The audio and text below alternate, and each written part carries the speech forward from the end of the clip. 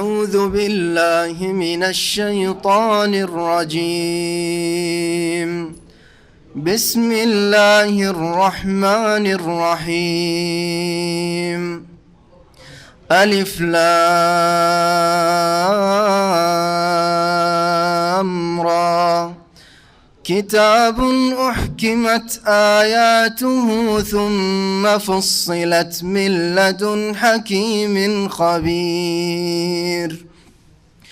ألا تعبدوا إلا الله إنني لكم منه نذير وبشير. وأن استغفروا ربكم ثم توبوا إليه يمتعكم متاعا حسنا إلى أجل مسمى ويؤت كل ذي فضل فضله وإن تولوا فإني أخاف عليكم عذاب يوم كبير. إلى الله مرجعكم وهو على كل شيء قدير. ألا إنهم يثنون صدورهم ليستخفوا منه ألا حين يستغشون ثيابهم يعلم ما يسرون وما يعلنون إنه عليم بذات الصدور. وما من دابة في الأرض إلا على الله رزقها ويعلم مستقرها ومستودعها كل في كتاب مبين. وهو الذي خلق السماوات والأرض في 6 أيام وكان عرشه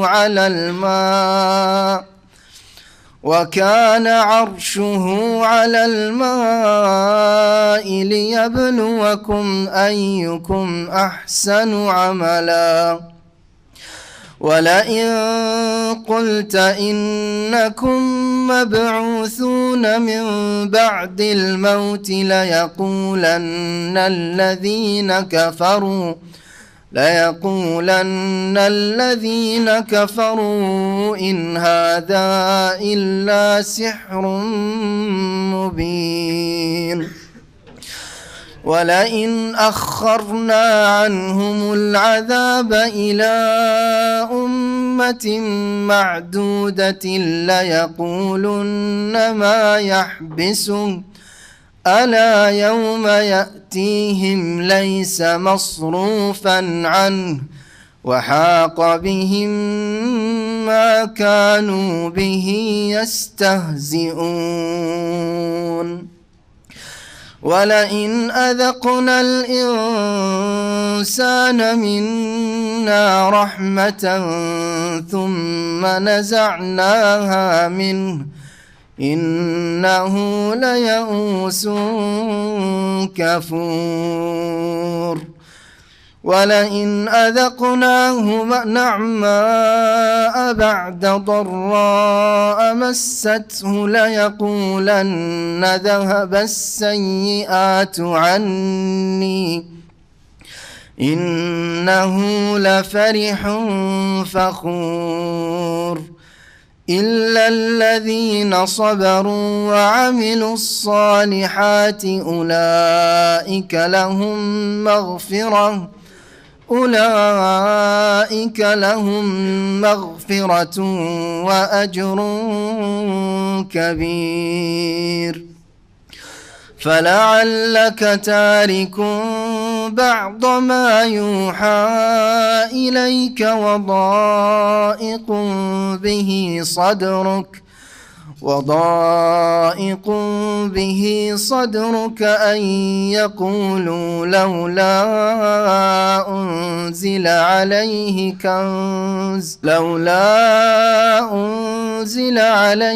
كنز أو جاء معه ملك إنما أنت نذير والله على كل شيء وكيل أم يقولون افتراه قل فأتوا بعشر سور مثله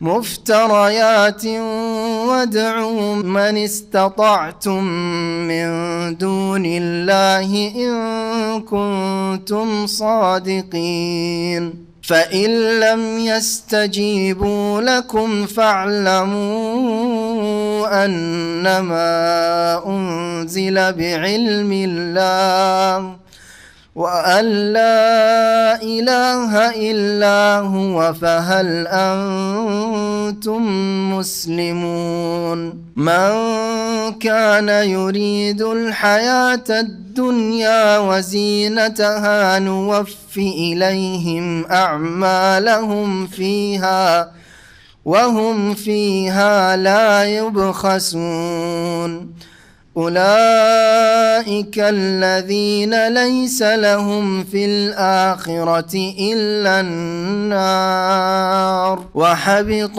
ما صنعوا فيها وباطل ما كانوا يعملون. السلام عليكم ورحمة الله وبركاته. إن الحمد لله نحمده ونستعينه ونستغفره ونعوذ بالله من شرور أنفسنا ومن سيئات أعمالنا من يهده الله فلا مضل له ومن يضلل فلا هادي له وأشهد أن لا إله إلا الله وحده لا شريك له وأشهد أن محمدا عبده ورسوله صلى الله تعالى عليه وعلى آله وصحبه وسلم تسليما كثيرا أما بعد فأعوذ بالله من الشيطان الرجيم بسم الله الرحمن الرحيم ألف لام را كتاب أحكمت آياته ثم فصلت من لدن حكيم خبير ألا تعبدوا إلا الله إنني لكم منه نذير وبشير وأن استغفروا ربكم ثم توبوا إليه يمتعكم متاعا حسنا إلى أجل مسمى ويؤتي كل ذي فضل فضله وإن تولوا فإني أخاف عليكم عذاب يوم كبير মহান আল্লাহ সমস্ত প্রশংসা যে আল্লাহ পাক রব্বুল আলামিন কোরআন কারীম নাযিল করেছেন এবং কোরআন কারীম দিয়ে অনেক রোগাক্রান্ত শিরক কুফরি বিভিন্ন রকমের পাপের ব্যাধিতে যারা আক্রান্ত তাদেরকে আল্লাহ রাব্বুল আলামিন সঠিক পথ দেখিয়েছেন, সুস্থতা দান করেছেন। সালাত এবং সালাম নাযিল হোক নবী মুহাম্মদ রাসূলুল্লাহ সাল্লাল্লাহু আলাইহি সাল্লামের উপর, যাকে আল্লাহ পাক রব্বুল আলামিন কোরআন কারীম দিয়ে রিসালাত দান করেছেন, সম্মানিত করেছেন। আজকে আমরা তাফসির শুরু করব সূরা হুদ থেকে। সূরা হুদ এ হচ্ছে মক্কি সূরা, রাসূলুল্লাহ সাল্লাল্লাহু আলাইহি সাল্লামের মক্কার জীবনে নাযিল হয়েছে এবং এই সূরায় 123টি আয়াত রয়েছে। এই সূরাতে আল্লাহ রাব্বুল আলামিন বিভিন্ন আম্বিয়া রসুলগণ এবং তাদের জাতির কথা উল্লেখ করেছেন, বিশেষভাবে 7 জন নবী রসুল এবং এই 7 জন নবী রসুলের কওম জাতি সম্প্রদায়, তাদের কথা এবং তাদের পরিণাম, যারা অমান্য করেছিল, যারা আম্বিয়া রসুলগণের দাওয়াতকে অস্বীকার করেছিল, তাদেরকে আল্লাহ পাক কীভাবে ধ্বংস করেছেন, এসব বিষয়গুলি আল্লাহ রাব্বুল আলামিন উল্লেখ করেছেন, যাতে করে মক্কার মুশরিকেরা জানতে পারে যে আমরাও যদি মুহাম্মদ রাসূলুল্লাহ সাল্লাল্লাহু আলাইহি ওয়াসাল্লামের নাফরমানি করি, বিরুদ্ধাচরণ করি, যেইভাবে ওইসব জাতিরা যুগে যুগে নবী রসুলগণের বিরুদ্ধাচরণ করেছে, তাহলে আমাদেরও পরিণাম ওই রকমই হবে, সর্বনাশা পরিণাম, যেমন হয়েছিল আগের নবী রসুলগণের জাতিগুলির। এই জন্য আল্লাহ রাব্বুল আলামিন এই ঘটনাগুলি এর বিশেষ বিশেষ অংশ, যাতে মানুষের জন্য শিক্ষার বিষয় রয়েছে, আল্লাহ নাযিল করেছেন। প্রথমখানে তাদেরকে এই সতর্ক সাবধান করা উদ্দেশ্য ছিল, কিন্তু এইসব ঘটনাবলী দিয়ে যুগে যুগে প্রত্যেক মানুষকে, প্রত্যেক সম্প্রদায়কে কিয়ামত পর্যন্ত যারা এসেছে, আছে আর আসবে সকলের জন্য এতে সতর্কবাণী রয়েছে যে তোমাদের সামনে দুটি পথ রয়েছে। একটি হচ্ছে শেষ নবী মুহাম্মদ রাসূলুল্লাহ সাল্লাল্লাহু আলাইহি সাল্লামের নিয়ে আসা দিনের পথ, এই পথে চলে আসা যাতে তোমাদের সার্বিক মঙ্গল রয়েছে, দুনিয়া আখিরাতের কল্যাণ রয়েছে। আর আরেকটি পথ হচ্ছে ওইসব আম্বিয়া রসুলগণের অবাধ্য জাতির পথ, নাফরমানি বিরুদ্ধাচরণ পথ, আল্লাহ দ্রোহিতার পথ। সেই পথ অবলম্বন করলে যে দুর্দশা হয়েছে ওইসব জাতির, তাই তোমাদের হবে। এ হচ্ছে উদ্দেশ্য এইসব ঘটনাবলী নিয়ে আসার বা সূরা হুদে যে বিষয়গুলি উল্লেখ করা হয়েছে। এছাড়া আকীদার বিষয়, আরও রিসালাতের বিষয়, যেসব বিষয়ের সম্পর্ক আকীদার সাথে, বিশেষ করে মক্কি জীবনে আকীদারি সংশোধন ছিল মুখ্য উদ্দেশ্য, তা আল্লাহ রাব্বুল আলামিন বর্ণনা করেছেন। সূরা হুদ, এই সূরার নাম সূরা হুদ এই জন্য যে এই সূরায় বিশেষভাবে হুদ আলাইহিস সালাম কোন জাতির নবী ছিলেন? কোন জাতির নবী ছিলেন? আদ সম্প্রদায়, আদ জাতি, প্রাচীন যুগে আদ আর সামুদ এই দুটো জাতি নূহ আলাইহিস সালামের আগের জাতি। এই জাতিগুলিকে আল্লাহ একবার নিশ্চিহ্ন করে দিয়েছেন, ধ্বংস করে দিয়ে, এই জাতির কোনো প্রজন্ম পৃথিবীতে নেই, ধ্বংসপ্রাপ্ত জাতি এসব। তো এই আদ সম্প্রদায়ের নবী আল্লাহ পাঠিয়েছিলেন হুদ আলাইহিস সালামকে। এই নবীর নামে নামকরণ হয়েছে এই সূরার সূরা হুদ, যেমন সূরায় ইউসুফের নাম ইউসুফ আলাইহিস সালামের নামে নামকরণ হয়েছে। এই সূরা সম্পর্কে সুনানে তিরমিজিতে একটি হাদিস রয়েছে, আব্দুল্লাহ বিন আব্বাস রাদিয়াল্লাহু তাআলা আনহুমা থেকে। তিনি বলছেন যে কাল আবু বকরিন ইয়া রাসূলুল্লাহ, আবু বকর সিদ্দিক রাদিয়াল্লাহু তাআলা আনহু রাসূলুল্লাহ সাল্লাল্লাহু আলাইহি সাল্লামকে সম্বোধন করে জিজ্ঞেস করলেন, হে আল্লাহ রাসূল, কাদ শিবতা, আপনার চুল দাড়ি সাদা হইতে লাগলো, আপনি যে বৃদ্ধ হয়ে গেলেন। বয়স তো রাসূলুল্লাহ সাল্লাল্লাহু আলাইহি সাল্লামের বেশি হয়নি, কত বয়স? মোট 63 বছর বয়স। তো শেষ জামানায় রাসূলুল্লাহ সাল্লাল্লাহু আলাইহি সাল্লামকে জিজ্ঞেস করেছেন আবু বকর রাদিয়াল্লাহু তাআলা, আপনার চুল পাকতে শুরু হলো। নবী সাল্লাল্লাহু আলাইহি সাল্লামের দাড়ি বেশি পাকেনি কিন্তু, হ্যাঁ, মাত্র 19টির কাছাকাছি দাড়ি পেকেছিল। জি জি, অথচ 63 বছর বয়স। এই দিক দিয়ে দেখলে যে নবী করিম সাল্লাল্লাহু আলাইহি সাল্লামের তেমন চুল দাড়ি পাকেনি বললেই চলে। আমাদের আজকালকার মানুষ 25-30 থেকে পাকা শুরু, আর 40 হতে হতে হ্যাঁ অনেকটাই পেকে গেছে, ঠিক না? অধিকাংশ লোকের অবস্থা এরকম। তো রাসূলুল্লাহ সাল্লাল্লাহু আলাইহি ওয়াসাল্লামকে জিজ্ঞাসা, শিবতা, সাহেব মানে হচ্ছে চুল সাদা হওয়া, আর সাহেব বৃদ্ধ মানুষকেও বলে। তার চুল সাদা হলেই বার্ধক্যর লক্ষণ আসে, মরণের চিঠি আসে।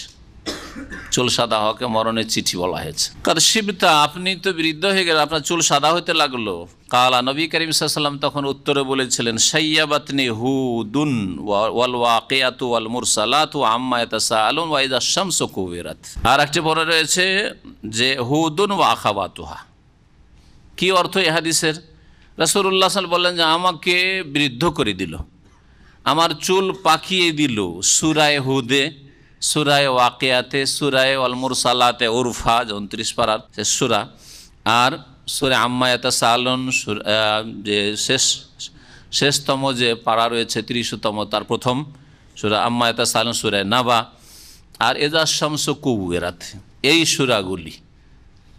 আর একটি রিওয়ায়াতে রয়েছে সংক্ষেপে, তাতে রয়েছে যে আমার চুল পাকিয়ে দিল সূরা হুদ এবং ওই রকমের সূরাগুলি, আখাওয়াতুহা, আর তার সাদৃশ্য সূরাগুলি, তার মতো যে সূরাগুলি। সূরা হুদ আর সূরা হুদের বিষয়বস্তু অন্যান্য যেই সূরাগুলিতে কাছাকাছি বিষয়বস্তু বর্ণিত হয়েছে, সেই সূরাগুলির কারণে আমার চুল দাড়ি পাকতে শুরু হলো, বার্ধক্য চলে আসলো। কেন?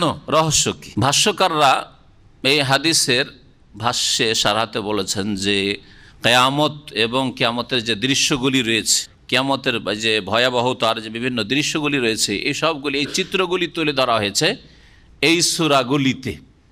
এই একটা দিক রয়েছে, মুখ্য দিক। আর একটা দিক হচ্ছে যে বিভিন্ন জাতির ওপর যে আযাবগুলি এসে, যেমন সূরা হুদে সূরা হুদে বিভিন্ন জাতিকে আল্লাহ রাব্বুল আলামিন তাদের পাপাচারের কারণে, তাদের অন্যায়ের কারণে, তাদের আল্লাহর নাফরমানির কারণে যে ধ্বংস করেছেন, এইসব চিন্তা আল্লাহর আযাব না চলে আসে, তাহলে আল্লাহর আযাবের ভয়, তাহলে দুনিয়ার আল্লাহর আযাবের ভয়, কিয়ামতের ভয়াবহতা এবং কিয়ামতে জবাবদিহি আর কিয়ামতের যে ভয়ানক যে দৃশ্য রয়েছে, হাহাকার অবস্থা, এইসব চিন্তা রাসূলুল্লাহ সাল্লাল্লাহু আলাইহি সাল্লাম, রাসূলুল্লাহ সাল্লাল্লাহু আলাইহি সাল্লাম, সাহাবায়ে কেরামরা তো আমাদের দেশীয় তেলাওয়াত করতেন না। কারণ ভারত, বাংলাদেশ, পাকিস্তানের অনারবদের তেলাওয়াত হচ্ছে যে যত খতম দিতে পারো ততই বড় মানুষ, ততই বড় মুরব্বী আর বুজুর্গ আর নেক লোক। তো শুধু খতম দেওয়া আর অর্থই বুঝলেন না, এতে কোনো সার্থকতা নেই। আল্লাহ যদি রহম করেন আর প্রত্যেকটা অক্ষরে 10 নেকি দিয়ে দেন তো আল্লাহর বিশেষ রহমত এটা। কিন্তু এই হাদিসটাও যখন বলেছেন সেই সময় সাহাবায়ে কেরাম অর্থ না বুঝে তো তেলাওয়াত করতেন না, না করতেন? ওই হাদিস যেখানে বলা হয়েছে যে একটা অক্ষর তেলাওয়াত করলে 10 নেকি পাওয়া যায়, যাদের সামনে বলেছেন তারা কি না বুঝে কোরআন পড়তো? বলেন, জিজ্ঞাসা করছি, না বুঝে কোরআন তেলাওয়াত করতো? একজন সাহাবী বিনা বুঝাই কোরআন শুধু রিসাইট করতেন, আবৃত্তি করতেন, তেলাওয়াত, হ্যাঁ, এইরকম কেউ ছিলেন কি? কেউ ছিলেন না। কোরআন শুধু তেলাওয়াত করা, শব্দের তেলাওয়াত, কোরআন শুধু শব্দ মুখস্থ রাখা, বাক্য মুখস্থ রাখা, মানে শুরু থেকে শেষ পর্যন্ত মুখস্থ রাখা, এতে আল্লাহর খাস রহমত, কোরআনের বরকত যদি হয় তো কিছু পাওয়া যাবে না। আসল যে লক্ষ্য উদ্দেশ্য কোরআনে কারিম নাজিল করার, কখনো সেটা হাসিল হবে না। একটু গভীরভাবে চিন্তা করেন। দুনিয়ার কোনো কিতাব আছে, দুনিয়ার কোনো কিতাব নেন, ধর্মীয় কোনো কিতাব হোক, গ্রন্থ হোক, অথবা দুনিয়ার কোনো কিতাব হোক, যে কোনো ভাষায় হোক, দুনিয়ার সবচেয়ে মুশকিল ভাষা যেগুলো আমাদের থেকে অনেক দূরের ভাষা, হ্যাঁ, রাশিয়ান ভাষা, চাইনিজ ভাষা, জাপানি ভাষা, আরে ভারতের মধ্যে কেরালা তামিলের ভাষা, এইসব মুশকিল ভাষাগুলি, এই মুশকিল ভাষাগুলিও যদি হয়, তারপরেও কোন জাতি বিনা বুঝে শুধু একটা লাইনও পাঠ করে না। একটা লাইন পড়বে কেউ কেরালা ভাষার, অন্য কোনো ভাষার পড়বেন বিনা বুঝায়? বিনা বুঝে কখনো পড়বেন না। রাশিয়াও যদি চাকরি করতে চলে যান, চায়নার, জাপানে অনেকে আছেন, যদি ওই সব দেশে চলে যান, আমার দেশে ইংরেজির প্রভাব আছে কিন্তু ফ্রেঞ্চের কোনো প্রভাব নেই, তাই না? তো যদি কেউ যদি ফ্রান্সে চলে যায়, ফ্রান্সে গিয়ে সেখানে তো সব সরকারি ভাষা শেখার ফ্রেঞ্চ ভাষা, তাহলে ফ্রান্সিসি ভাষা সেখানে শুধু পড়ে রেখে দিবে যে ইংলিশ অ্যালফাবেট, যেহেতু অক্ষরগুলোতে ABCD সব, তাই না? তো শুধু পড়ে রেখে দিবে, এরকম কেউ আছে? মালয়েশিয়া, ইন্ডোনেশিয়া যথেষ্ট বাংলাভাষীরা যাচ্ছেন, ওই সব দেশে ইংরেজিতে ওই ABCD দিয়ে লিখা ওখানকার ভাষাগুলি, অথবা তুরস্কের ভাষা। এমন কোন মূর্খ আছে কি যে শুধু পড়ে রেখে দেয়, বাস যথেষ্ট, আমার কোম্পানিতে মালয়েশিয়ান ভাষায় বা ইন্ডোনেশিয়া ভাষায়, তুর্কি ভাষায় এই লেটার এসছে, আর আমি তো ইংলিশ অক্ষরগুলি বুঝি, পড়ে রেখে দিলাম। দুনিয়ায় কোন লোক পাবেন? দুনিয়ারই একজন বের করেন, আপনি পাবেন কি? কিন্তু বড় দুঃখের বিষয় যে অসংখ্য মুসলিম পাবেন, অনার মুসলিম, যারা কোরআনে কিংবা আরবি মাশাআল্লাহ তেলাওয়াত করে, আর তজবিদের সাথে তেলাওয়াত করে, আর তজবিদের অলংকার সহ পূর্ণ মাত্রায় তজবিদ ভালো জানে, কিন্তু অর্থ একটিও বুঝে না। হাজা মানে বুঝে না, জালিকা মানে বুঝে না, কিছুই মানে বুঝে না, লা রাইবা ফিহি মানেও বুঝে না, কিচ্ছু বুঝে না। তাহলে কি ফায়দা হবে তাদের জীবনে? এই কোরআনে কারীম শুধু শব্দের তেলাওয়াত করে অথবা শব্দ মুখস্থ করে কি ফায়দাটা হবে বলেন দেখি? এর মানে এই নয় যে আপনাদেরকে তেলাওয়াত করতে নিষেধ করছি, কখন নয়। এর মানে এই নয় যে আপনাদেরকে মুখস্থ করতে নিষেধ করছি বা হাফেজ হতে অনুৎসাহিত করছি, কখনো নয়। কিন্তু এটা মোটেই যথেষ্ট নয়। শুধু তাজবিদ সহকারে ভালো কারি সাহেব হয়ে যাওয়া, তেলাওয়াত করা আর হাফেজ হয়ে যাওয়া মোটেই যথেষ্ট নয়, বরং আপনার আমার নাজাতের জন্য যথেষ্ট নয়। যতক্ষণ পর্যন্ত আল্লাহ পাকের সম্বোধন না বুঝবেন যে আল্লাহ আমাকে, তিনি খালিক, হ্যাঁ, আর আমি মখলুক, তিনি মাবুদ আর আমি আব্দ গোলাম, তার সম্বোধন আদেশ নিষেধ কি হচ্ছে বুঝবো, বুঝার পরে সেই অনুযায়ী কাজ করব। যতক্ষণ না হবে ততক্ষণ নাজাত পাবেন না, কেউ নাজাত পাবে না। সৌদি আরবে নতুন চাকরি করতে এসছেন, আর আসার পরে মালিক কফিল তো আরবি, তো আপনাকে বলছে তাল রুহ, আর যদি মাথা ঝুঁকান শুধু কোনো জাতির মধ্যে শুধু মাথা ঝুঁকান তো কাজ হবে? মাথা ঝুঁকেছেন শুধু। না তাল বললে বুঝতে হবে যে কি বলতে চাইছে, তো আসতে হবে, তাল মানে এসো, রো মানে যাও, তো যেতে হবে, কোথায় যাব তো জিজ্ঞেস করতে হবে বা জানতে হবে, কোথায় বলছে যেতে জানতে হবে না? নাকি শুধু মাথা ঝুঁকিয়ে ঝুঁকিয়ে চাকরি করা যাবে আর বেতন পাওয়া যাবে? কখনো পাওয়া যাবে না। চিন্তা করুন যে কী করে নাজাত পাওয়া যাবে, কোরআন কারীম অর্থই বুঝলেন না। তারপরে বড়ই দুঃখের বিষয় যে আমাদের দেশের মানুষেরা কোরআন পড়তেই চায় না, অক্ষরের জ্ঞানটা হাসিল করতে চায় না। তার জন্য কি করেছে, এক শ্রেণীর বিদ্যার্থীরা কোরআন বাংলায় উচ্চারণ করে এই খিদমত করেছে, নাজাইজ খিদমত করেছে। বাংলা তর্জমাগুলিতে এক লাইনে আরবি লেখা আছে, দ্বিতীয় লাইনে উচ্চারণ বাংলায় লেখা আছে, তৃতীয় লাইনে তর্জমা করা আছে। এটা কি জায়েজ? আর এইভাবে বাংলায় উচ্চারণ করে কোরআন পড়া কখনো শুদ্ধ হইতে পারে? জিম আর জালে আর জায়ে আর জয়ে পার্থক্য হইতে পারে? কখনো পার্থক্য হবে না। দালে আর দদে পার্থক্য হবে? কখনো পার্থক্য হবে না। তাহলে কি করে আপনার কোরআন তেলাওয়াত সহি হবে? তেলাওয়াতটা তো সহি হবে না। তাহলে যারা কোরআন শিখতে চান না আর ওই উচ্চারণ দেখে দেখে কোরআন পড়বেন বাংলায়, তারা কত জেহালতে আছেন বলেন দেখি, কত অজ্ঞতায় আপনি ডুবে আছেন। যাই হোক, কথা বেড়ে যাচ্ছে। বলছিলাম যে সূরা হুদ চুল পাকিয়েছে রাসূলুল্লাহ সাল্লাল্লাহু আলাইহি ওয়াসাল্লামের। সূরা ওয়াকিয়া, সূরা মুরসালাত, সূরা নাবা, ইযা শামসু কুবিরাত ওয়া ইযা নুজুমুন কাদারাত, কিয়ামতের দৃশ্য, আল্লাহর আযাব, বের কথা। এইসব অর্থ বুঝেছেন সেই জন্যই তো। যদি অর্থ না বুঝেন আর এইরকম সূরা যদি রাত দিন আপনার বাড়ি তেলাওয়াত হয়, তো আপনার মধ্যে কোনো রকমের প্রতিক্রিয়া সৃষ্টি হবে? হ্যাঁ, জীবনে কোনো প্রতিফলন ঘটবে? ফলাফল, রেজাল্ট কিছু পাওয়া যাবে? কিচ্ছু পাওয়া যাবে না। তাহলে কোরআনের উদ্দেশ্যই তো হাসিল হইল না। আল্লাহ রাব্বুল আলামিন যেন বুঝার তৌফিক দান করেন। সুতরাং কোরআনে কারীমের অক্ষরের জ্ঞান হাসিল করবেন, সুন্দর তেলাওয়াত শিখেন, মুখস্থ করেন সুন্দর করে। শুধু নামে মাত্র হাফেজ না আর পেটের ব্যবসা করছেন শুধু, এইরকম না। সুন্দর হাফেজ হন, শব্দের হেফাজতকারী হাফেজ হন, আর অর্থের হেফাজতকারী হাফেজ হন। আসল হাফেজ হচ্ছে যে অর্থের আল্লাহ রাব্বুল আলামিনের সম্বোধনের হেফাজত করলো, সুরক্ষা করলো। হাফেজ মানে কি? হাফেজ মানে সুরক্ষাকারী, যে সুরক্ষা করে। শুধু শব্দের সুরক্ষা করলে হবে?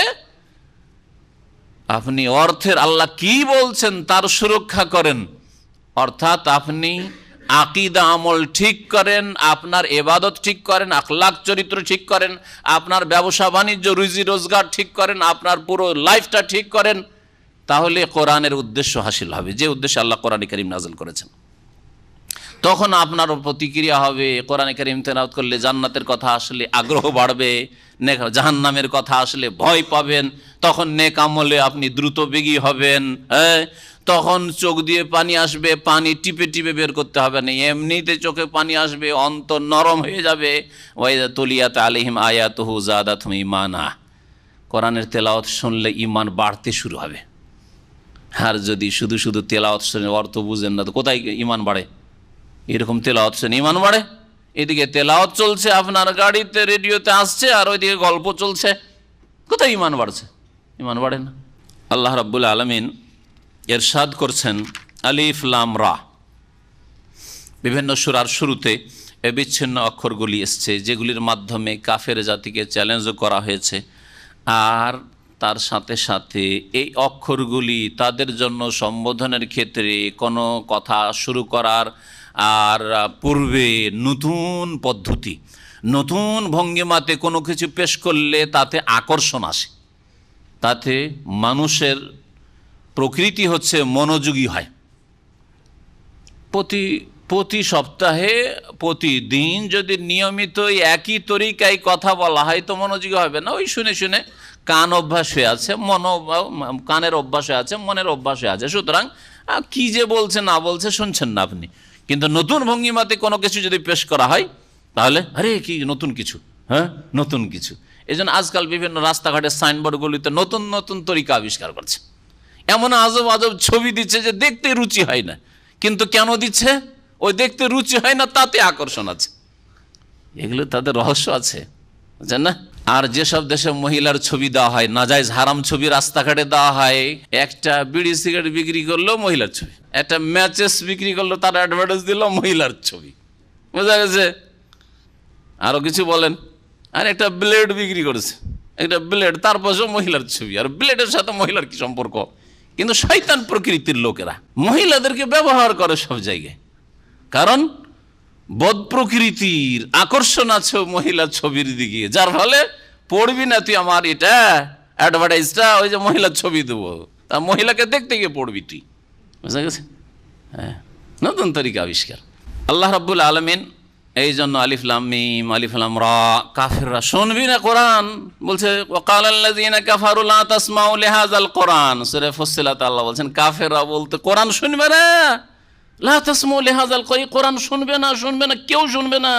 ওয়ালগাউ ফি, হইচই করো যাতে শুনতে না পাও। লাআল্লাকুম তাগলিবুন, তাহলে জিততে পারবে, না হলে তোমাদের সবগুলিকে হারতে হবে, বাড়ি থেকে স্ত্রী বেরিয়ে চলে যাবে, হ্যাঁ ছেলে মেয়েরা বেরিয়ে চলে যাবে, মুসলমান হয়ে যাবে। আল্লাহ তখন এই ভঙ্গিমাতে আলিফ লাম মিম, আরে কি বলছে রে, আরে কি রে, আলিফ লাম মিম কাফ হা ইয়া আইন সদ, হ্যাঁ কি বলছে দেখি, মোহাম্মদ কি বলতে চায়, মনোযোগী হচ্ছে।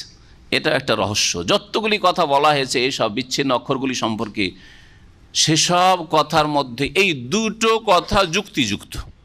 নবী করিম সাল্লাল্লাহু আলাইহি ওয়াসাল্লাম কিছু বলে দেননি যে আলিফ লাম রায়ের উদ্দেশ্য কি, আলিফ লাম মিমের উদ্দেশ্য কি, আর কাফের উদ্দেশ্য কি, এইসব কিছু বলেন নাই। উলামায়ে কেরাম মুফাসসিরিনগণ বিভিন্ন রকমের তাদের বক্তব্য মন্তব্য পেশ করেছেন, তার মধ্যে দুটো বেশি যুক্তিসঙ্গত, এই দুটো পেশ করল। একটা হচ্ছে চ্যালেঞ্জ করা, যে তোদের কাছে আলিফ থেকে ইয়া পর্যন্ত আছে, হয় কোরআন মান, আর না হলে কোরআনের মতো একটা বই রচনা করে নিয়ে আয়, এক। আর না হলে দ্বিতীয় হচ্ছে যে নতুন ভঙ্গিমাতে কিছু শোনা, যাতে আকর্ষণ বাড়ে, লোকের দৃষ্টি আকর্ষণ করা সম্ভব হয়। কিতাবুন মানে হাজা কিতাবুন, এই হচ্ছে মহাগ্রন্থ, কিতাবুন আজিম। ওহকেমাত আয়াতহু, যার আয়াতগুলিকে সুবিন্যস্ত করা হয়েছে, মহকাম মানে সুদৃঢ় করা হয়েছে, শক্তিশালী করা হয়েছে। কোরআনে কারীমের আয়াতে বড়ই শক্তি রয়েছে, বড়ই ক্ষমতা রয়েছে, মানুষের পাথরের মতো নিষ্ঠুর অন্তরকে গলিয়ে দিতে পারে কোরআনে কারীম, যদি শোনে, উপলব্ধি করে, বুঝার চেষ্টা করে কি বলা হচ্ছে। সুতরাং গুনাহগার আপনি তো, আল্লাহ রাব্বুল তোমাদের সব কিছুই জানছেন। কোন কোন তাফসীরকাররা বলছেন এটা মুসলিমদের ক্ষেত্রে নয়, এটা কাফেরদের ক্ষেত্রে। কাফেররা রাসূলুল্লাহ সাল্লাল্লাহু আলাইহি সাল্লামকে দেখলে তার আত্মগোপন করার চেষ্টা করত, ঘৃণার কারণে। তাদের অন্তরে ঘৃণা ছিল যে মুহাম্মদকে দেখব না, দেখা দিব না, এক। দ্বিতীয় কথা যে মুহাম্মদ সাল্লাল্লাহু আলাইহি সাল্লাম দেখতে পেলে আমাদের কাছে এসে দাঁড়িয়ে যাবে আর ওই কোরআনের কথা শোনাইতে শুরু করবে। মক্কায় নাযিল হয়েছে আয়াত, তো এই দিক থেকে এই তাফসীরটা যুক্তিসঙ্গত লাগে। তারা করতো কি, আত্মগোপন করতো, রাসূলুল্লাহ দেখলে লুকিয়ে যেত, একটু গুড়িয়ে সরিয়ে যেত, বক্ষ কুঞ্চিত করতো যাতে দেখতে না পায়, একটু চোখের আড়াল হয়ে যায়। দেখলে এসে আমাদেরকে ওই ইসলামের কথা শোনাইতে শুরু করবে, আর আমাদের দেবদেবীর বিরুদ্ধে বলা শুরু করবে, আর যেটা আমাদের কাছে পছন্দনীয় না, বরদাস্তের বাইরে, এটা এইরকম করতো। আল্লাহ বলছেন আলা ইন্নাহুম ইয়াসুন্নাতান, ইন্নাহুম মানে এই কাফেররা। তাহলে দ্বিতীয় তাফসীর হবে এই কাফেররা কি করতো, তারা বক্ষ কুঞ্চিত করতো, লিয়াস্তাখফু মিনহু, মিনহু মানে আল্লাহ নয়, তাহলে মিনার রাসূল, রাসূল সাল্লাল্লাহু আলাইহি সাল্লাম থেকে নিজেকে গোপন করার জন্য, লুকিয়ে রাখার জন্য, যে রাসূল যেন দেখতে না পায়। দেখতে পেলেই তাকে দেখাও দিতে চায় না, আর দেখতেও চায় না। আর দ্বিতীয় কথা যে দিনের কথা, ইসলামের কথা শোনাতে শুরু করবে, ওই মানব না, আমার বাপদাদা ধর্মের উপর থাকবো। আল্লাহ রাব্বুল আলামিন তারপরে ইরশাদ করেছেন ওমা মিন দাব্বাতিন ফিল আরদি ইল্লা আলাল্লাহি রিজকুহা ওয়া ইয়ালামু মুস্তাকাররাহা ওয়া মুস্তাওদাহা কুল্লুন ফি কিতাবিম মুবিন। আল্লাহ রাব্বুল সব কিছুর খবর রাখেন। সব কিছু যদি খবর না রাখবেন, তো যত প্রাণী পৃথিবীতে রয়েছে, সমস্ত প্রাণী যারা এই ভূপৃষ্ঠে চলাচল করে, সকলের, সে নিজে রুজি সংগ্রহ করার ক্ষমতা রাখুক আর নাই রাখুক, সকলের রিজিকের দায়িত্ব আল্লাহ রাব্বুল আলামিনের। রিজিক পৌঁছাতে হবে, তার জন্য উপজীবিকার ব্যবস্থা করতে হবে। আল্লাহ যদি খোঁজই না রাখবেন, তাহলে কি করে রিজিক পৌঁছাবেন, ঠিক না? তাই আল্লাহ রাব্বুল আলামিনের আগের আয়াতের সাথে এই আয়াতের সম্পর্ক এইভাবে, ওমা মিন দাব্বাতিন ফিল আরদি ইল্লা আলাল্লাহি রিজকুহা, ভূপৃষ্ঠে এমন কোন প্রাণী বিচরণকারী নেই। দাব্বা ইয়াদুব্ব মানে বিচরণ করা, সে পায়ের ভরে চলুক আর পেটের ভরে চলুক, দুই পায়ে চলুক আর চার পায়ে চলুক আর অনেক পায়ে চলুক, অথবা উড়ন্ত পাখি হোক। ওমা মিন দাব্বাতিন ফিল আরদ, ভূপৃষ্ঠে এমন কোন বিচরণকারী জীবজন্তু নেই যার রিজিকের দায়িত্ব আল্লাহর ওপর নেই। ইল্লা আলাল্লাহি রিজকুহা, প্রত্যেক জীবজন্তুর রিজিকের দায়িত্ব আল্লাহর ওপর রয়েছে। আল্লাহ স্বয়ং রিজিকের দায়িত্ব নিয়েছেন। তারপরে মানুষ একমাত্র ভয় পায়, জানি না জিনেরা ভয় পায় কি পায় না, কিন্তু মানুষ একমাত্র ভয় পায়। কোনো পাখিও ভয় পায় না যে বেশি বাচ্চা হয়ে গেলে সমস্যা আছে, ডিমগুলোকে ভেঙে ফেল আছে। হ্যাঁ, কুকুর, শৃগাল, বিড়াল, যত জীবজন্তু রয়েছে কোন জীবজন্তু দেখাইতে পারবেন না যে ভয় করে বেশি বাচ্চা হয়ে গেলে খাওয়াবে কে। এই চিন্তা করে? চিন্তা করে না। কিন্তু একমাত্র মানুষ, যাদেরকে আল্লাহ এত বিদ্যা বুদ্ধি দিয়েছেন, হ্যাঁ, এত সম্মান দিয়ে সৃষ্টি করে, লাকাদ কাররামনা বানি আদম, আদম সন্তানকে সম্মানিত করে সৃষ্টি করেছি, সেই আদম সন্তান এত চিন্তিত কেন?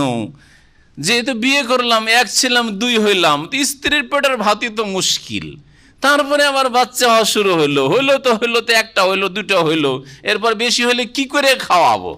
এই চিন্তা এই মানুষ ছাড়া পৃথিবীর কোনো জীবজন্তু করে না। তাহলে যেই মানুষ এত চিন্তা করে যে আমার ছেলে মেয়েকে কেমন করে খাওয়াবো নিয়ে পেরেশান, সেই জন্য বেশি ছেলে মেয়ে নেব না, সে কি অন্য অন্য চার পায়া জীবজন্তুর চাইতে অধম না? হ্যাঁ, চিন্তা করুন তো দেখি, চিন্তা চেতনার ক্ষেত্রে অধম। উলাইকা কাল আনাম, এদের সম্পর্কিত আল্লাহ বলেছে এরা তো আসলে চতুষ্পদ জন্তুর মতো। আরে চতুষ্পদ জন্তু তো ভালো, ওই সব চিন্তা করে না যে বাচ্চাগুলিকে কি করে খাওয়াবো। বালহম আজাল, বরং এই মানুষ যারা আল্লাহর দিন থেকে সরে রয়েছে, নিজে রাজ্জাক রিজিক দাতা হয়ে বসে আছে, আল্লাহকে রাজ্জাক মনে করে না, বা শুধু নামে মাত্র মনে করে, আল্লাহর উপর আস্থা ভরসা নেই যে আল্লাহ রিজিক দেবেন। যে আল্লাহ আমার খাবারের ব্যবস্থা করে, সে আল্লাহ আমার স্ত্রী খাবার ব্যবস্থা করবেন, সে আল্লাহ আমার ছেলে মেয়েদের ব্যবস্থা করবেন, তাদের লেখাপড়া আল্লাহ ব্যবস্থা করবেন। আমার কাজ হচ্ছে হরকত করা, আমার কাজ হচ্ছে নড়াচড়া করা, হরকত করা, আর বরকত দেওয়া আল্লাহ রাব্বুল আলামিনের কাজ। এই কথাটা বিশ্বাস হয় না।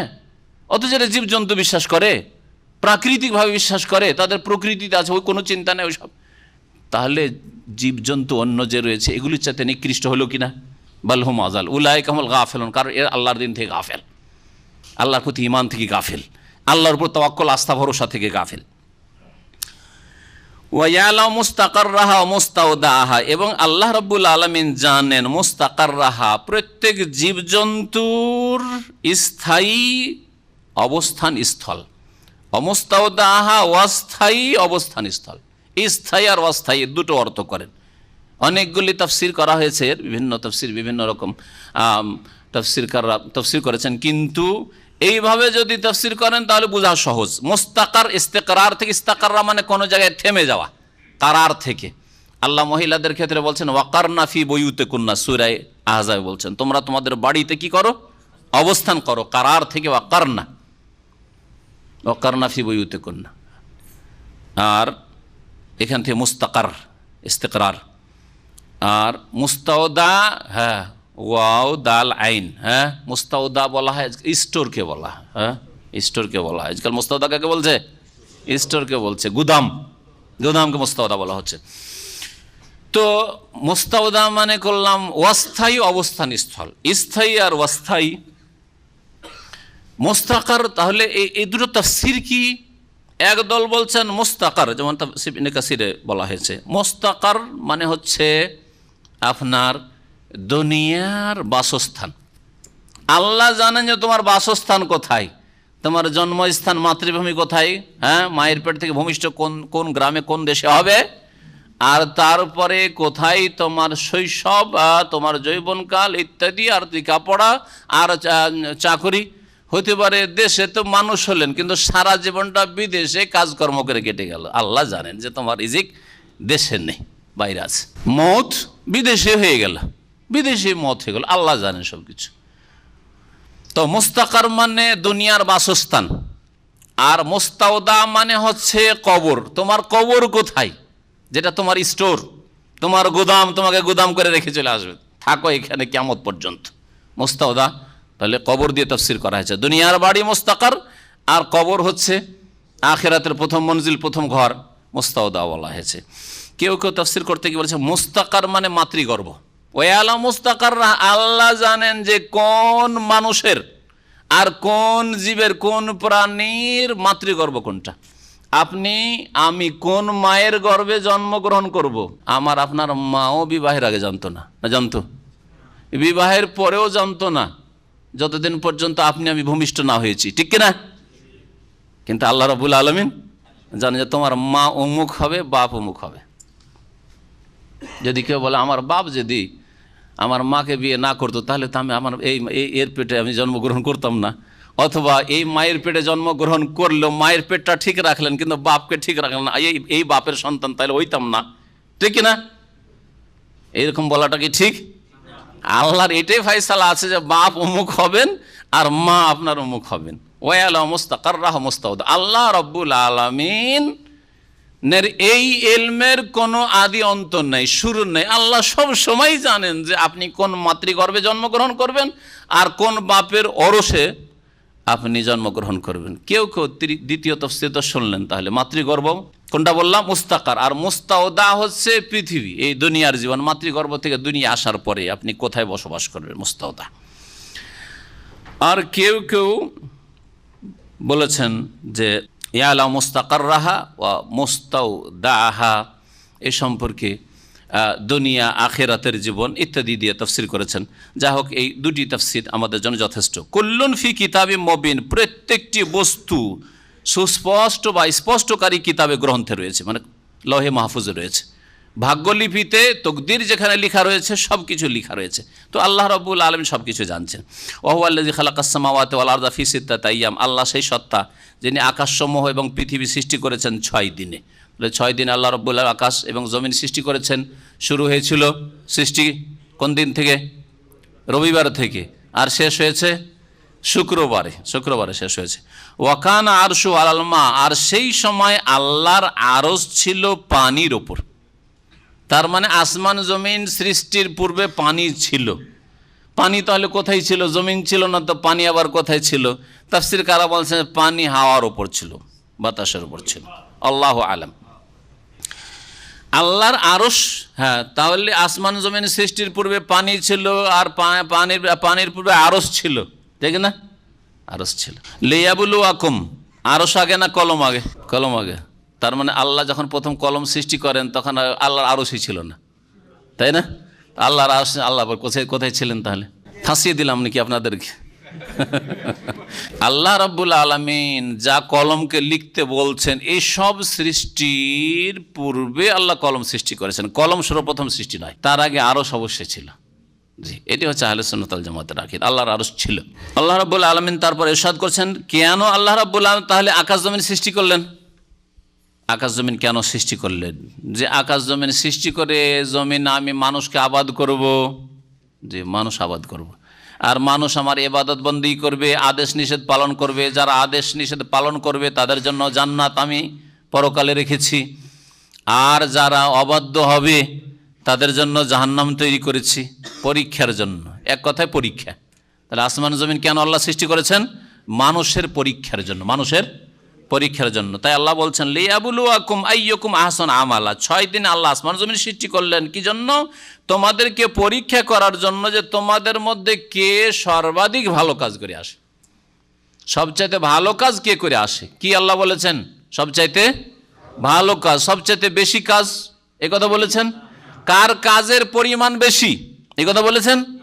কে কত বেশি রাকাত নামাজ পড়েছে, কত বেশি সে খতম করেছে আর জিকির করেছে, এই কথা আছে। বেশি কথাটি কোথাও নেই কিন্তু কোরআন হাদিস। কি আছে? কত সুন্দর। সুন্দর আর বেশিতে পার্থক্য আছে, সুন্দর আর বেশিতে পার্থক্য আছে। জি, যেগুলো ভালো কোম্পানি তাদের প্রোডাকশন কম, কিন্তু কোয়ালিটি উন্নতমান একবারে।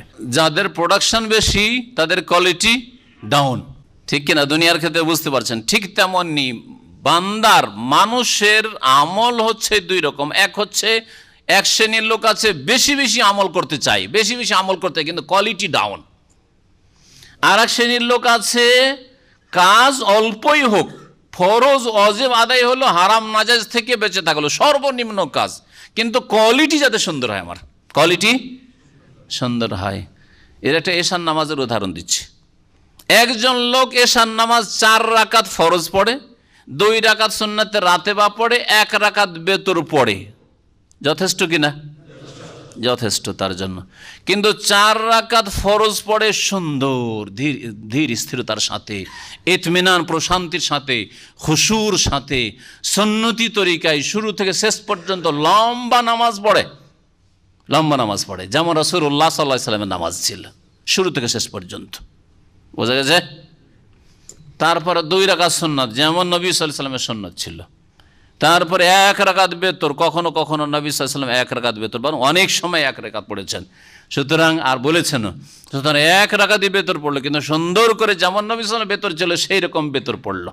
অথবা আরেকটু বাড়িয়ে দেন, 2 রাকাত বাড়িয়ে 9 রাকাতই পড়লো, কিন্তু সুন্নতি তরিকায় 3 রাকাত বেতর পড়লো। সুন্নতি তরিকায় 3 রাকাত বেতর পড়লো, 2 রাকাত পড়ে সালাম ফিরে 1 পড়লো, এটা একটা সুন্নতি তরিকা। আর একটা সুন্নতি তরিকা যে 3 রাকাত এক টানা পড়লো, 2 রাকাত পড়ে মাগরিবের মতো বসলো না তাশাহুদে। কোয়ালিটি হচ্ছে কার কোয়ালিটি? রাসূলুল্লাহ সাল্লাল্লাহু আলাইহি ওয়াসাল্লামের কোয়ালিটির বেতর।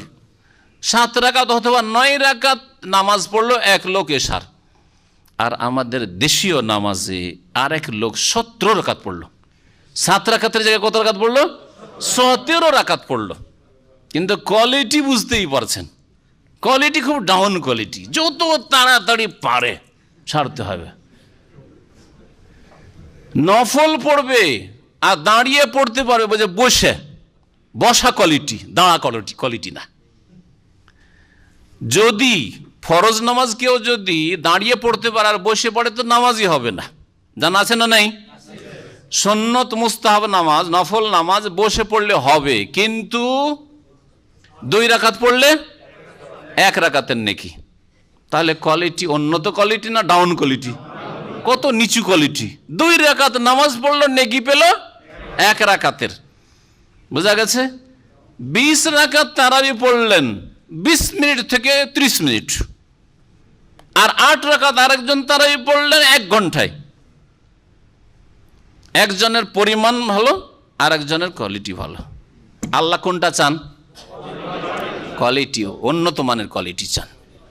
আহসানও চান, আকসারও চান না। কোনটা চান? আহসানও, সবচেয়ে সুন্দর করার চেষ্টা করো, সবচেয়ে বেশি সুন্দর করো। আকসার, সবচেয়ে বেশি করো, এই কথা কোথাও নেই। একটা লোক নামাজ শুরু করলো, বেশি করলো। কি বেশি করলো? প্রথম নামাইতে পড়লো, তারপরে যায় নামাজের দোয়া পড়লো, ইক্তাদাই তো বেহাজাল ইমাম পড়লো, 3টা বাড়াইলো তো বেশি তো করলো। হ্যাঁ, সালাম ফিরার পরে মোনাজাত ধরলো লম্বা। হ্যাঁ, না ইমাম সাহেব মোনাজাত ধরলেন তো মুক্তাদি আমিন আমিন আমিন করলো, এসব করলো। তারপরে কপালে হাত দিল, আফসুস করলো যে হাই কি হইলো, নামাজ কবুল হইলো কি হইলো না। কারণ বিদাতি তরিকে নামাজ পড়লেই নামাজ কবুল হইলো কি হইলো না, ও তো নিজেই পেরেশান আছে, ঠিক না? আল্লাহকে পেরেশান করে রেখেছে, সেই জন্য এই বিদাতি কাজ করলো, এইসব কাজ করলো নামাজে। তাহলে কাজগুলি তো বেশি করলো, পরিমাণ বেশি, কিন্তু কোয়ালিটি ডাউন কোয়ালিটি। নবী সাল্লাল্লাহু আলাইহি ওয়াসাল্লামের নামাজে এরকম ছিল না, কপালে হাত দেওয়া ছিল না, আর সম্মিলিত মোনাজাত ছিল না। আপনার দোয়ার প্রয়োজন, আপনি একা একা আপনার দোয়া, আমি কি জানি যে আপনার কি লাগবে? আমাকে ইমাম বানিয়েছেন আর বলছেন যে শেখ দোয়া করেন, আমার দোয়া দিয়ে আপনার কি করে হবে? আপনার প্রয়োজন আলাদা আছে, আমার প্রয়োজন আলাদা, কি করে হবে আমার দোয়া দিয়ে শুধু আমিন আমিন করে? আমিন মানে কবুল করো, কবুল করো মানে ইমাম যেটা বলছে সেটা কবুল করো। আপনার কি কবুল হলো বলেন তো দেখি? বোঝা গেছে? জি হ্যাঁ, যারা বছরে মিলাদ করে, শবে কাদারের সাথে শবে মেরাজ করে, আর কি করে? শবে বারাত করে, আরো কত কি করে। তাদের ফাতেহা দোয়াজদাহাম, ফাতেহা ইয়াজদাহাম আর ওরস করে। কাজ বেশি কিনা? কাজ বেশি, কিন্তু কোয়ালিটি ডাউন কোয়ালিটি। কেন কোয়ালিটি? তাহলে কোয়ালিটি, ইসলামে কোয়ালিটির ভিত্তি কি? যে কোয়ালিটি সুন্দর কি করে হবে? কোয়ালিটি কি করে সুন্দর হবে? এর জন্য 2টি শর্ত রয়েছে। কোয়ালিটি সুন্দর করার জন্য 2টো কন্ডিশন রয়েছে, শর্ত রয়েছে, ভালো করে মনে রাখবেন। শরুত কবুলিল আমল, আমল আল্লাহর কাছে গৃহীত হওয়ার জন্য, আল্লাহ সাদরে কবুল করবেন, গ্রহণ করবেন, এর জন্য 2টো শর্ত রয়েছে। একটা হচ্ছে একমাত্র সেই কাজটি আল্লাহর জন্য হইতে হবে। দ্বিতীয়, একমাত্র রসুল্লাহর তরিকায় হইতে হবে। আপনার নামাজ রসুলের তরিকার নামাজ হইতে হবে। নামাই তো নবী পড়েছেন, কেউ প্রমাণ করেন তো দেখি। নবী আনা ইমামুল লিমান হাজার আমাল্লামি হাজার পড়েছেন, জায় নামাজের দোয়া তাকবীরের আগে পড়েছেন, কেউ প্রমাণ করেন তো দেখি, কিয়ামত পর্যন্ত সময় থাকলো। নবী সাল্লাল্লাহু আলাইহি সাল্লাম সম্মিলিত মোনাজাত করেছেন আর মুক্তাদিরা সাহাবীরা আমিন আমিন বলেছেন, কখনো প্রমাণ করতে পারবেন না। নবী করিম সাল্লাল্লাহু আলাইহি ওয়াসাল্লাম কপালে হাত দিয়েছেন, সহিহ সনদে সব প্রমাণ করতে পারবেন। নবী করিম সাল্লাল্লাহু আলাইহি ওয়াসাল্লাম যেইভাবে নামাজ পড়েছেন সেইভাবে নামাজ পড়তে হবে। নবী সাল্লাল্লাহু আলাইহি ওয়াসাল্লাম যে ইবাদতগুলি করে সেই ইবাদতগুলি করতে হবে। আর নবী সাল্লাল্লাহু আলাইহি ওয়াসাল্লাম খতমে ইউনুস করেছেন, খতমে ইউনুস দেখেন পরিমাণ কত বেশি। খতমে ইউনুস কত লাখবার পড়লে হয়? ১৪ লাখ ইউনুস আলাইহিস সালামের দোয়া পড়তে হবে। তার জন্য বুট দানার ব্যবস্থা করতে হয়, তাই না? চানা বুট আনতে হয় না? চানা বুটের ব্যবস্থা করতো, মেহনত করলো, হাট বাজার থেকে চানা বুট ১৪ লাখ। হ্যাঁ, তারপরে ১৪ লাখ গণতে শুরু করলো। একাই গণে না ভাগ বন্টন করে? ভাগ বন্টন করে গোটা পরিবারের সব সদস্য মিলে। এই মেহনত সারাদিন করছে, আমেলাতুন নাসিবা, আমলও করলো আর কঠোর পরিশ্রম করলো। কিন্তু তারপরের আয়াতটা তাফসীরটা পড়ে নেন একটু। তাসলা নারান হামিয়া, নবীর তরিকায় যদি না হয় তাহলে জ্বলন্ত আগুনে প্রবেশ করতে হবে। ইউনুস আলাইহিস সালামের দোয়া আপনি পড়েন, কিন্তু ১৪ লাখ নির্ধারণ করার এখতিয়ারটা আপনাকে দিল কে বলেন? এটা নবী করেছেন। তারপর এর নাম যে খতমে ইউনুস, এই নামটা দেওয়ার অধিকারটা আপনাকে দিল কে? নবী দিয়েছেন এটা? হ্যাঁ, এই তরিকা কে দিল যে বালা মুসিবত আসলে হ্যাঁ খতমে ইউনুস করতে হবে। আর কেউ যদি মুমূর্ষ অবস্থায় থাকে, এদিকেও না ওইদিকেও না, আসেও না যায়ও না, আরে যাবি যা বাবা, আর না হলে ফিরে আয় তাড়াতাড়ি, তুই এরকম পেরেশান কেন করছিস? তো খতমে জালালি শুরু কর। এই খতমে জালালি কে দিল তোমাকে বলেন দেখি? কে দিল খতমে জালালি? শুনেছেন না শোনেননি? জালালি, জালালি খতম একদিক হবে হবে। আর ফজিলতে কি লিখেছে যে আপনার হয় ভালো হবে, আর ভালো হওয়ার না থাকে তো তাড়াতাড়ি বিদায় নিবে, পেরেশান করবে না আপনাকে। আস্তাগফিরুল্লাহ ওয়া আতুবু ইলাইহি। আপনার বাপ আপনার মা কত কষ্ট করে মানুষ করেছে, আর ওকে বলছেন যে আসবি সোজা চলে, না হলে যা ধাক্কা দিয়ে বিদায় করে দেবো খতমে জালালি করে। হ্যাঁ, লাউযুবিল্লাহ, কোথায় বলেন এটা? নবী করিম সাল্লাল্লাহু আলাইহি ওয়াসাল্লাম দিয়েছেন। তাহলে পরিমাণ আমল তো অনেক বেশি বিদাতীদের, কিন্তু কোয়ালিটি ডাউন, কোয়ালিটি নবীর তরিকার না। আল্লাহ আকসারও চাননি, আহসানও চেয়েছেন। ভালো করে আবার বুঝেন দুটো শব্দ, আহসান মানে সবচাইতে ভালো। সবচাইতে ভালো আমল হচ্ছে আল্লাহর জন্য একমাত্র হইতে হবে, আর আল্লাহ রসুলের তরিকা হইতে হবে। দুটো শর্ত সহজ ভাষায় মনে রাখবেন। আর এই দুটো তরিকারই অঙ্গীকার করেছেন কালেমা তাইয়্যিবাতে, লা ইলাহা ইল্লাল্লাহ, আল্লাহ তোমার ছাড়া কারো ইবাদত করি না, আর মুহাম্মদুর রাসূলুল্লাহ, আর মুহাম্মদ সাল্লাল্লাহু আলাইহি ওয়াসাল্লাম আল্লাহ রাসূল, তার তরিকা ছাড়া কারো তরিকা আমি ইবাদত বন্দেগী করি না, আর জিকির করি না, আর খতম করি না। কলেমাটা কি যদি বুঝে নিতেন সহজ ভাষায়, তাহলে দিন ইসলাম বুঝা খুব সহজ, আর কোরআন কারীম বুঝা খুব সহজ, আর বিদাতিরা আপনাকে ধোঁকা দিতে পারতো না, আর শিরক বিদাতের ধর্ম পালন করাতে পারতো না। আল্লাহ রাব্বুল আলামিন তাহলে আসমান জমিন সৃষ্টি করেছেন মানুষের পরীক্ষার জন্য, যে তোমাদের মধ্য থেকে কে সবচেয়ে ভালো আমল করে আসতে পারে। ওয়ালাইন কুলতা ইন্নাকুম মাবউসুনা মিন বাদিল মাউতি, হে নবী মুহাম্মদ সাল্লাল্লাহু আলাইহি ওয়াসাল্লাম, তুমি যদি তাদেরকে কাফের মুশরিকদেরকে বলো যে তোমাদেরকে পুনরুত্থিত করা হবে মিন বাদিল মউত, মৃত্যুর পরে, কিয়ামতকে বিশ্বাস করতো না। আরব মুশরিকেরা আল্লাহ সম্পর্কে একটা আবছা আবছা ধারণা ছিল, রুবুবিয়াতের ধারণা ছিল, কিন্তু উলুহিয়াত বুঝতো না, ইবাদত বুঝতো না, এইরকম কি ছিল। কিন্তু আখিরাত সম্পর্কে কোনো জ্ঞান ছিল না। পরকাল, জান্নাত জাহান্নাম এবং পরকালে হিসাব নিকাশ এসব বিশ্বাস করতো না। মরে গেলাম, মাটি হয়ে গেলাম, সরে গেলাম, আবার কিসের উঠবো, এসব উঠবো না।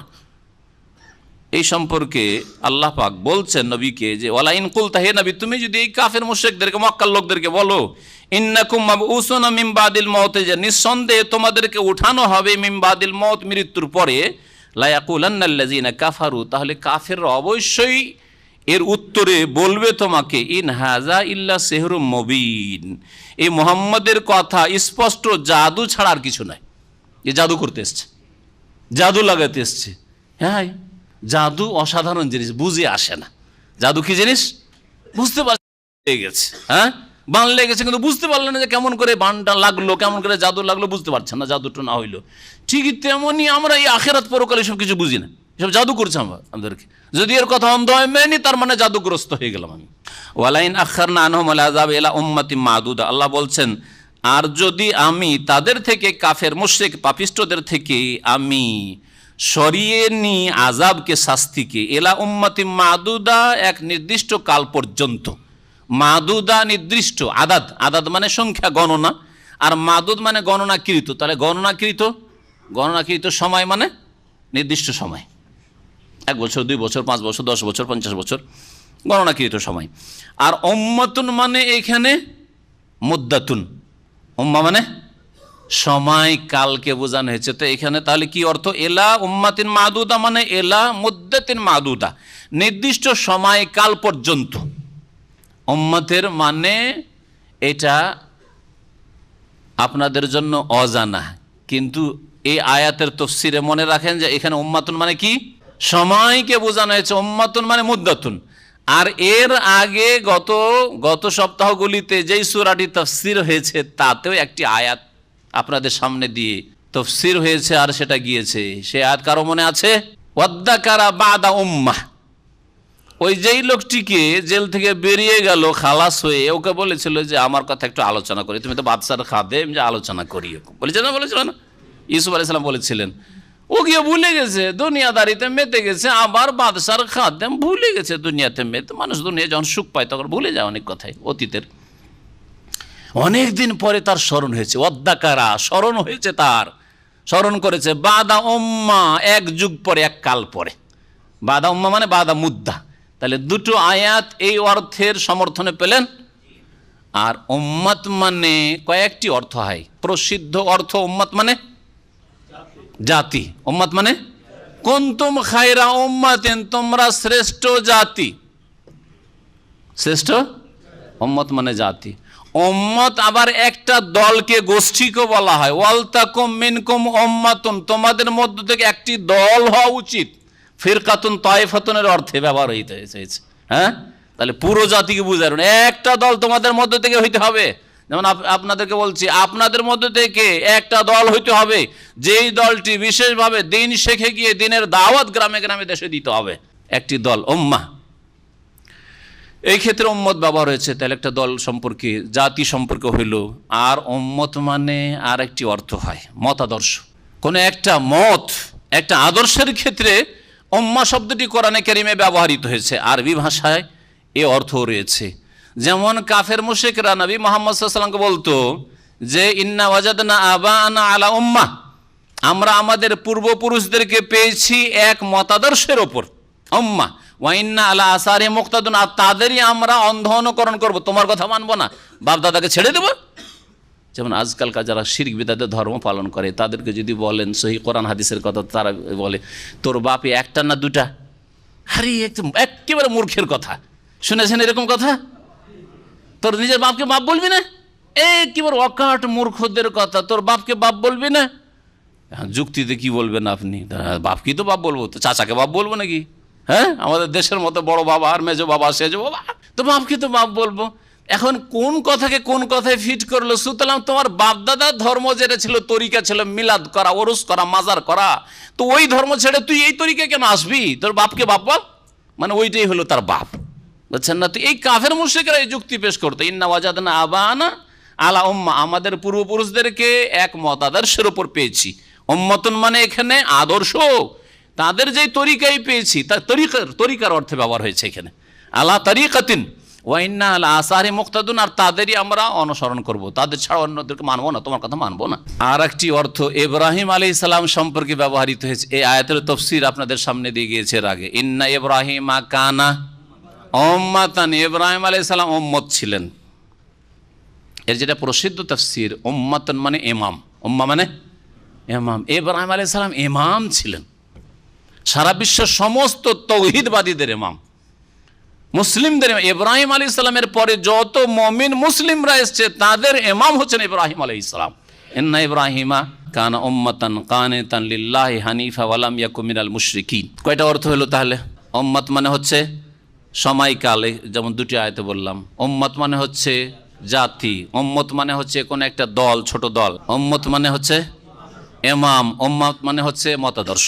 তো আল্লাহ রাব্বুল আলামিন বলছেন যে তাদেরকে যদি আমি অবসর দিই বা তাদের থেকে আযাবকে আমি সরিয়ে দিই, আখারা ইউআখির মানে আযাবে শাস্তিতে বিলম্ব করে দিই, এলা উম্মাতিন মাদুদা, এক নির্দিষ্ট কাল পর্যন্ত, লা ইয়াকুলুন্না, তাহলে অবশ্যই তারা বলবে মা ইয়াহবিসুহু, এত অধৈর্য এবং তারা অবিশ্বাসী, আর এত সন্দিহান মায়া হবে সহু, এই তোমার শাস্তির যে চ্যালেঞ্জ ছিল সেটাকে কিসে বাধা দিল? মায়া হবে সহু মানে আইয়ো শাইন, মা ইস্তেফামিয়া, জিজ্ঞাসামূলক। এখানে মায়া হবে সহু, কোন জিনিসটাতে আযাবে শাস্তি আসতে বাধা দিল? তার মানে নবী মুহাম্মদ সাল্লাল্লাহু আলাইহি সাল্লামকে তারা ঠাট্টা মজাক করা শুরু করে, হে মুহাম্মদ তুমি তো বলছিলে যে আমরা যদি তোমাকে না মানি আর তোমার কোরআনের কথা না মানি তো নাকি আল্লাহর আযাব আসবে, তো তুমি যে বলেছিলে আযাব, আল্লাহ বলছেন যে আযাব দেওয়ার কথা আমার নবীর মাধ্যমে বলে দেওয়ার পরে যে 2, 4, 5 বছর 10 বছর আযাব না দিই, তো এরা চ্যালেঞ্জ করা শুরু করে, ঠাট্টা মজাক করা শুরু করে যে কোথায় তোমার মায়া হবে সহু, কোথায় তোমার আযাব গেল? আল্লাহ পাক বলছেন যে শুনে রাখো, ইয়াউমা ইয়াতিহিম, যেই দিন তাদের কাছে আযাব এসে যাবে, লাইসা মাসরুফান আনহুম, তখন তাদের থেকে আযাবকে ফিরানো হবে না, কোনো শক্তি ফিরাতে পারবে না। ওয়া হাকা বিহিম মা কানু বিহি ইস্তাহজিউন, যা নিয়ে তারা ঠাট্টা উপহাস করত তা তাদেরকে ঘিরে ফেলবে, ওয়ালাইন আযাকনাল ইনসানা মিন্না রাহমা, আর মানুষের কিছু বদ প্রকৃতির কথা আল্লাহ রাব্বুল উল্লেখ করছেন। মানুষের এটা প্রকৃতি, যখন এই প্রকৃতিকে আপনি গাইড করবেন না কোরআন সুন্নাহ দিয়ে, ওহী দিয়ে, তখন প্রকৃতি বাঁকা পথে চলে যাবে।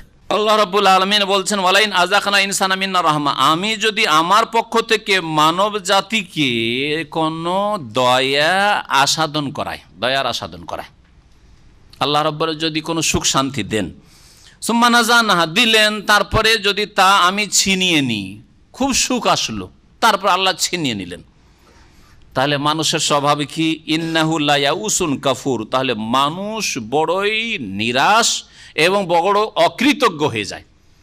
10 বছর মাশাআল্লাহ একটা ভালো চাকরি আল্লাহ দিলেন, আর তার হঠাৎ করে এক্সিট লেগে গেল বা চাকরিটা চলে গেল, দেশের হোক আর বিদেশের হোক, তারপরে আপনি একবার হতাশ, আর অশান্তির শেষ নেই, আর আল্লাহ যে এতদিন সুখ দিয়েছেন আর এত অনেক কিছু করেছেন, কোনো আল্লাহ রাব্বুল আলামিনের শুকরিয়াও নেই, অকৃতজ্ঞ।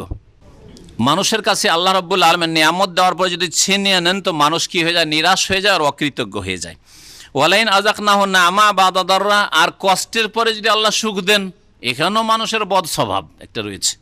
ওয়ালাইন আযাকনাহু না'মা, আর যদি তাদেরকে আস্বাদন করাই নেয়ামত সমূহ, অনুগ্রহ, বা'দা দাররা, ক্ষয়ক্ষতির পরে, বিপদ আপদের পরে, মাসাথু, যা তাকে স্পর্শ করেছে, মানুষকে স্পর্শ করেছে, লা ইয়াকুলান্না, তাহলে মানুষের স্বভাব হচ্ছে যে বলে যাহাবাস সাইয়্যাতু আন্নি, এত উৎফুল্ল হয়, এত আনন্দিত উল্লাসিত হয় যে বলে যাহাবাস সাইয়্যাতু আন্নি, আমার সব দুঃখ কষ্ট গেছে, আমার সব বালা মুসিবত দুঃখ কষ্ট গেছে। সাইয়্যাতুনের জমা হচ্ছে সাইয়্যাত, সব মন্দ দিকগুলি গিয়েছে। ইন্নাহু লাফারিহুন ফাখুর, তখন নিঃসন্দেহে কি হয়ে যায়? বড় উৎফুল্লিত হয়, উৎফুল্ল হয়, আর ফখর আর অহংকারী হয়ে যায়।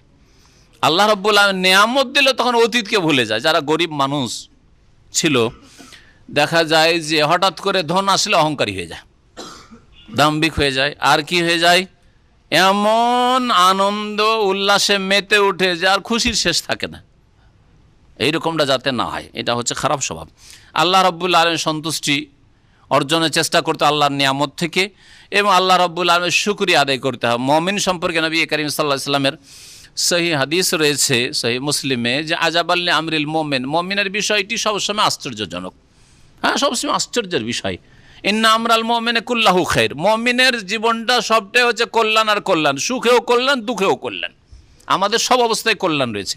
ওয়ালাইসা যালিকা ইল্লা লিল মুমিন, এটা মুমিন মুসলিম ছাড়া কাফের কখনো হাসিল করতে পারে না, মুনাফিক মুশরিক কখনো হাসিল করতে পারে না। একমাত্র আল্লাহর প্রতি ঈমানদার মানুষ এই নিয়ামত হাসিল করতে পারে যে সুখেও সুখ আর দুঃখেও সুখ, সবসময় সুখ।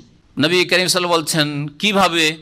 ইন আসাবাতহু সাররা, যদি সুখ আসে, সুখের দিন নেমে এসেছে, সুখের সময় এসে গেছে, সুখ আর সুখ, কোনো দুঃখ নেই, কষ্ট নেই, তাহলে সাকারা শুকরিয়া আদায় করে, আর শুকরিয়া আদায় করলে ফাকানা খায়র আল্লাহ, তার জন্য কল্যাণ করে, আল্লাহ নিয়ামত আরও বাড়িয়ে দেন, বৃদ্ধি করে দেন।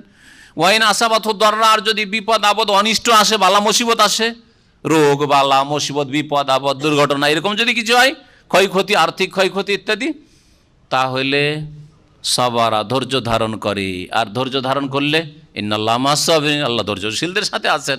আল্লাহ কেন আছেন? ফাকানা খায়রান, এটা তার জন্য কল্যাণ করা হয়। ইল্লাল্লাযিনা সাবর, আল্লাহ বলছেন যে এই খারাপ প্রকৃতি থেকে মুক্ত হতে পারবে কারা? একমাত্র ওই সব লোকেরা যারা ধৈর্যশীল, ও আমিলুস সালিহাত, আর সৎকর্মশীল যারা ভালো মানুষ, ভালো কাজ যারা করে। তাহলে ভালো কাজগুলি করতে হবে, ধৈর্য ধারণ করতে হবে। ধৈর্য ধারণ, সবুর করা 3 ভাগে বিভক্ত, 3 প্রকার। কে বলতে পারেন? আল্লাহর দিনের ওপর অটলতার সবুর করা, দিনের ওপর অটল থাকবেন। সুখে থাকলে ভূতে কিলাইতে শুরু করলো, আর নামাজ পড়বেন না আপনি।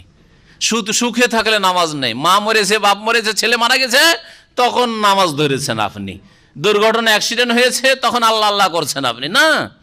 সবসময় ধৈর্যধান, দিনের ওপর অটল থাকে সবসময়, সুখে দুঃখে শোকে সবসময়।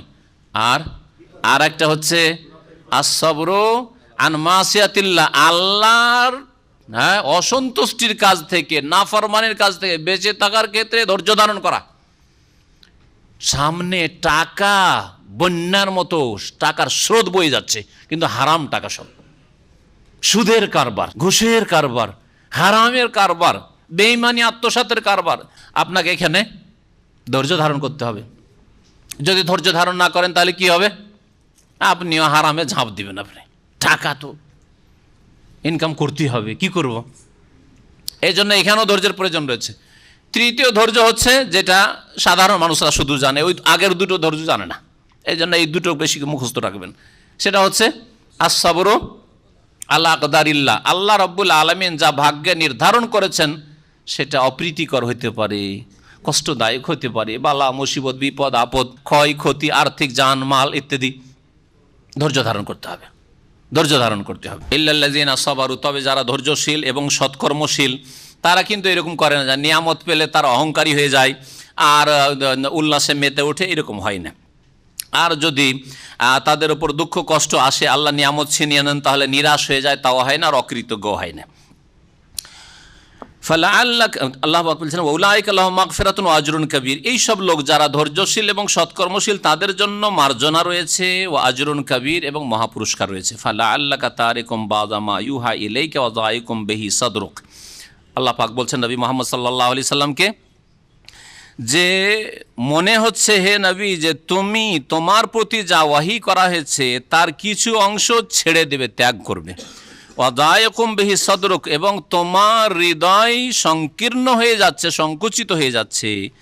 আইয়াকুলু, তাদের এই কথাই, কাফের মুশরিকদের এই কথাই, যে তারা তোমাকে চ্যালেঞ্জ করছে, লাউলা উনজিলা আলাইহি কানজুন, যে মোহাম্মদ যদি নবী হলেন তাহলে তার কাছে ধনভাণ্ডার কেন নামিয়ে দেওয়া হয় না, ধনভাণ্ডার কেন আসে না? আউজা মাহু মালাক, অথবা তার কাছে ফেরেশতা কেন নেমে আসে না, ফেরেশতা এসে কথা বলুক আর আমাদেরকে বলে দিই যে মোহাম্মদ নবী হয়ে এসছে। এইসব যে চ্যালেঞ্জ করে তোমাকে, এতে তোমার মন হয়তো সংকীর্ণ হচ্ছে বা মনে কষ্ট পাচ্ছ না, কষ্ট নেবে না। ইন্নামা আনতা নাজির, তোমার কাজ ফেরেশতা নামিয়ে দেওয়া নয়, তোমার কাজ ধনভাণ্ডার দেখানো নয় যে আমি নবী এসেছি, দেখো ওহদ পাহাড় স্বর্ণ হয়ে গেছে, এইসব দেখানো নয়, বরং তোমার কাজ হচ্ছে সতর্ক করা। তুমি একমাত্র সতর্ককারী। আল্লাহু আলা কুল্লি শাইইন ওয়াকিল, এবং আল্লাহ রাব্বুল আলামিন প্রত্যেক বস্তুর উপর হচ্ছেন কর্মবিধায়ক। আল্লাহ রাব্বুল আলামিন যেন যা কিছু আমরা বললাম শুনলাম তাতে বরকত দান করেন, এবং তা দিয়ে আমাদের ইসলামী জীবন গড়ে তোলার তৌফিক দান করেন, আমাদের সংশোধনের তৌফিক দান করেন। আল্লাহ রাব্বুল আমাদের হেদায়েতের উপর কায়েম রাখেন, শিরক বিদআত মুক্ত হওয়ার তৌফিক দান করেন, 5 ওয়াক্ত সালাতের হেফাজতের আল্লাহ তৌফিক দান করেন। আল্লাহ রাব্বুল আমাদের দুনিয়া আখিরাতের কাজে বরকত দান করেন। আল্লাহ রাব্বুল হালাল রুজিতে বরকত দান করেন, হারাম থেকে আল্লাহ রাব্বুল আলামিন বেঁচে থাকার তৌফিক যেন দান করেন। আল্লাহ রাব্বুল আমাদের সকলকে জান্নাতুল ফিরদৌস দান করেন। যেসব ভাই বোনদের বালা মুসিবত রয়েছে, মুমিন মুমিনাত, আল্লাহ বালা মুসিবত যেন দূর করে দেন। যারা অসুস্থ রয়েছে তাদেরকে সুস্থতা দান করেন। যারা দুনিয়া থেকে বিদায় নিয়েছেন মুমিন মুমিনাত, তাদের সকলের রুহের মাগফিরাত করেন। আল্লাহ জান্নাতুল ফিরদৌস দান করেন। সুবহান রাব্বিকা রাব্বিল ইজ্জাতি আম্মা ইয়াসিফুন ওয়া সালামুন আলাল মুরসালিন ওয়াল হামদুলিল্লাহি রাব্বিল আলামিন।